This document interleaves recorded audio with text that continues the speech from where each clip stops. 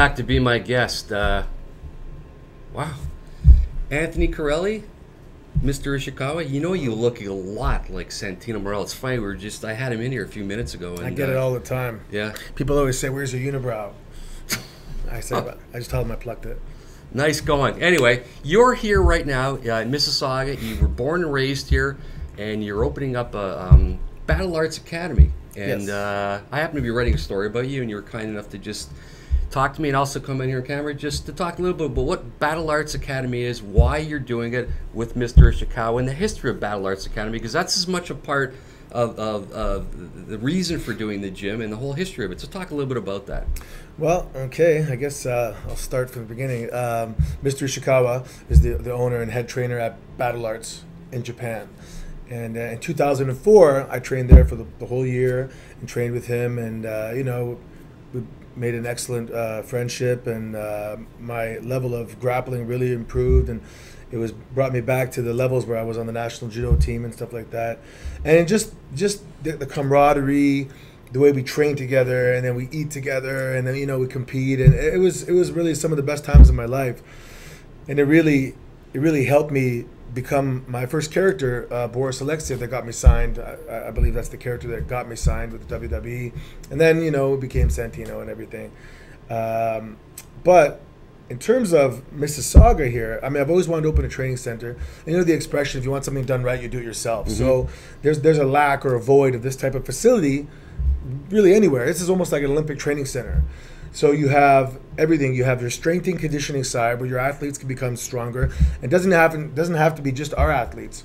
We can get hockey teams, soccer teams. They can come in there and they can increase their strength and their explosive power and all this kind of stuff. And then of course on the other side is the MMA side.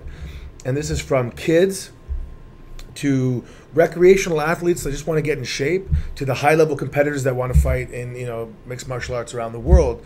And then of course in the middle we have pro wrestling. So it's all under one roof.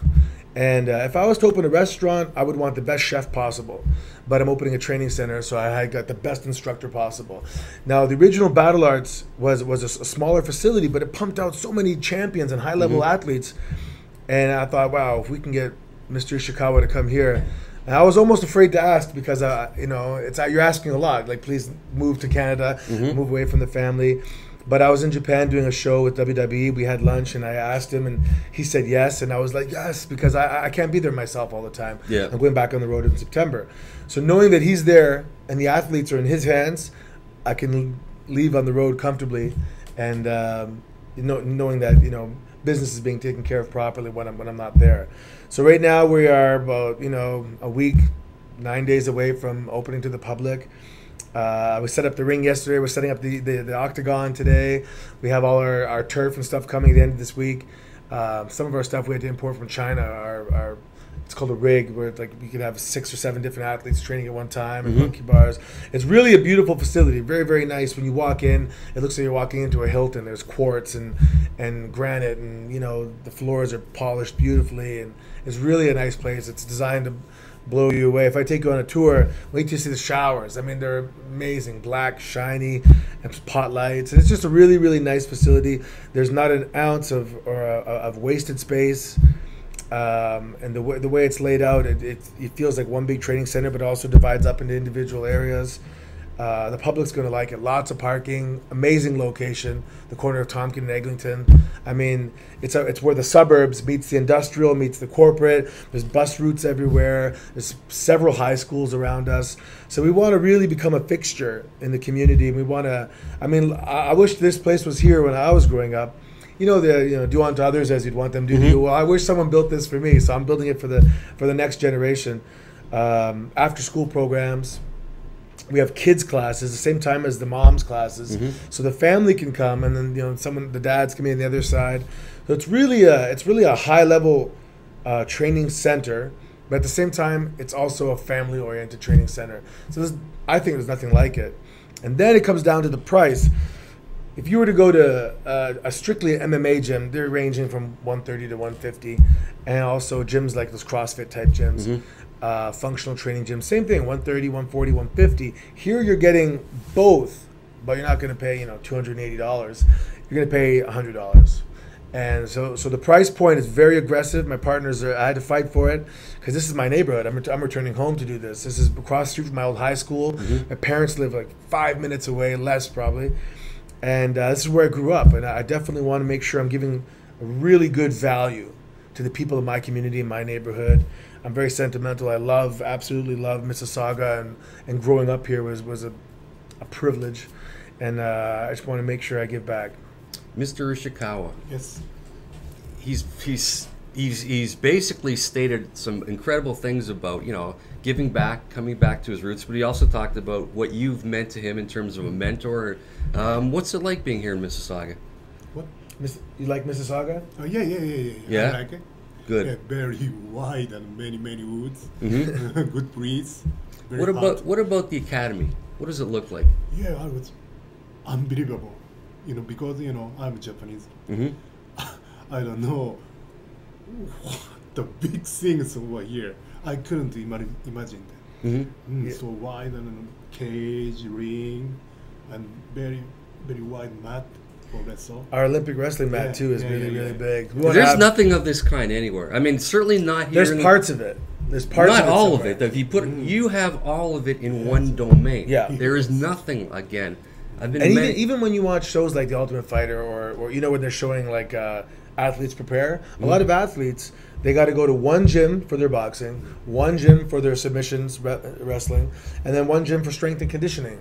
And why not have it all under one roof? When growing up on part of the judo team, I had the opportunity to train at some of the Olympic training centers in the United States, and that's where I saw when I walked in. I go, wow, look at these weights. The Olympic weights are just for the athletes, and they have you know the athletes live on the residence, and then they train. So it was a complete training center, and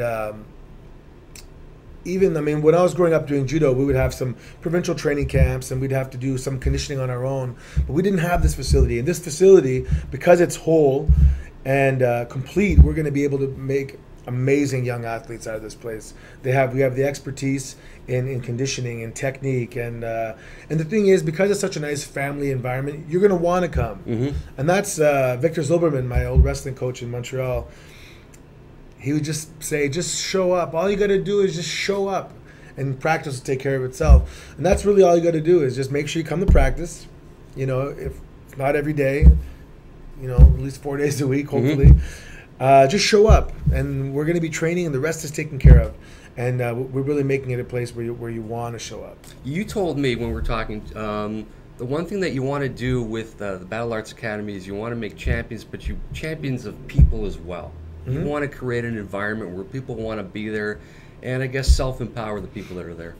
Yeah, there's a lot of things. There's kids that are going to come that are shy, that need to exercise. The kids, some kids need to lose weight. There's a lot of obviously child obesity, and there's kids that may be bullied and stuff like that. And just to see them go through a transition where their body changes and their posture changes and their demeanor changes, and they're to grow up doing a sport like judo or wrestling or grappling and all doing these exercises during those formative years really make awesome young kids, and when they go on to high school and university and stuff like that, they're better people for it, and they have a better quality of life. And we want to make sure that, to me, is achieving a championship status by improving yourself that much. It's great.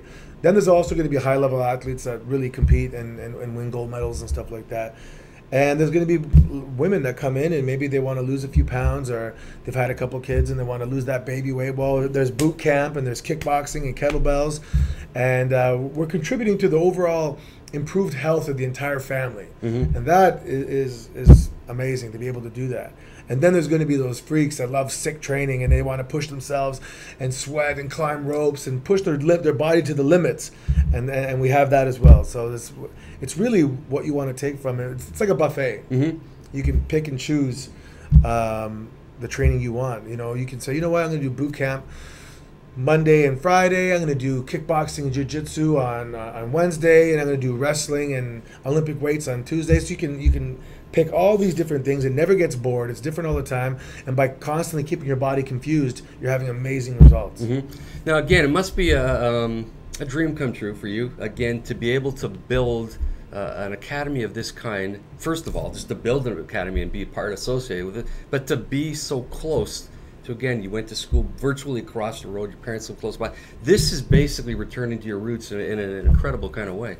Yeah, when I was in high school, we didn't have a wrestling team all the time, and one time I got in trouble because I snuck into a tournament with no team. Man, long story. But also, I was always upset that we didn't have a team, and we had a man named Rick Wood. He was a swimming coach, and he would supervise me just so I can go wrestle and stuff like that. So currently, Philip Pocock doesn't have a wrestling team, and now they have a wrestling facility right there across the street. So I want to get the hockey teams in there, the football team, the wrestlers, and really give back to the school that being a part of. We were champions. I was a champion 6 times in that school, 2 for football, 2 for wrestling, 3 for wrestling, and 1 for volleyball even. And it really set the pace, so to speak, for my actualization and realization of becoming champions. Because afterwards, I became a national champion, and afterwards I became a champion in university for wrestling, and then in the WWE. So I recently spoke at Philip Pocock and talked about the fact that going to Philip Pocock actually really set me in the right direction in terms of attaining championships. That's amazing. You know what? We're going to take a break. When we come back and talk to a few more minutes with